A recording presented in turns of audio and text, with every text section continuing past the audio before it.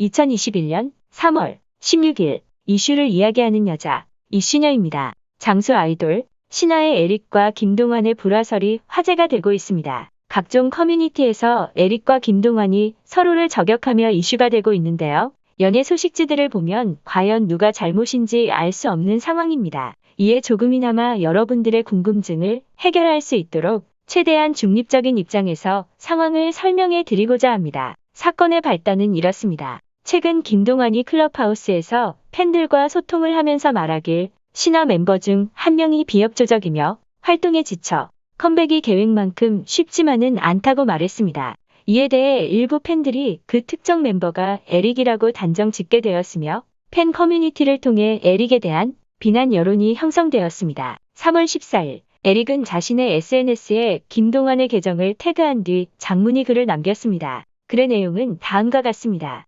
김동완이 개인 활동에 비중을 두어 팀 활동은 뒷전이었고 단체 소통과 일정에 피해를 줬다는 내용이었습니다.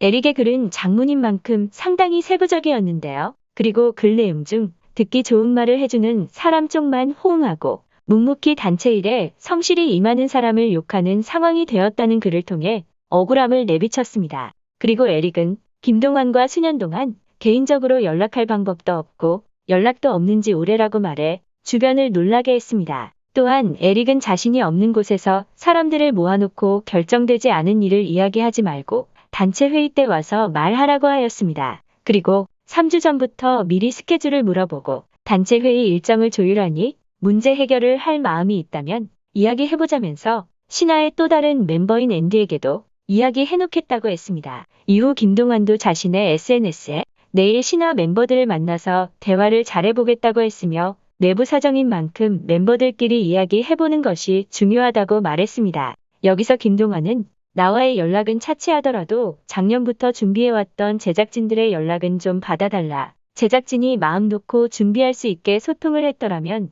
이런 일이 없었을 텐데 아쉽다라는 글을 남겼습니다. 결국 이 모든 게 에릭에게 그 원인이 있었다는 내용을 적은 것입니다. 그러자 이번에 에릭은 다시 자신의 SNS에 김동완의 글을 캡처한 사진을 올리며 재반박을 하길 신화의 일정에 피해를 끼친 게 에릭이 맞는지 김동완의 글에 나오는 그 제작진에게 묻고 싶다고 했습니다. 그리고 지금까지 다른 멤버를 통해 물어봐도 아무 이야기가 없었으면서 제작진과 소통이 안 됐다는 것에 황당해했습니다. 또한 에릭은 김동완이 6년 동안 단체 메신저에도 없었고 김동완이 자신을 차단한 이후 전화번호도 몰랐으며 일방적으로 자신의 연락을 피했다고 했습니다. 결국 지난해 말 에릭은 지쳐서 단톡방을 나갔는데 그 단톡방에 김동완이 다시 들어와 에릭을 배제하고 신화 컴백에 대해 이야기를 나눴으며 이에 대해 에릭이 격분했다는 겁니다. 다시 이 글에 김동완이 직접 댓글을 달았는데요. 6시쯤에 앤디와 통화를 했고 지금 서울로 갈 테니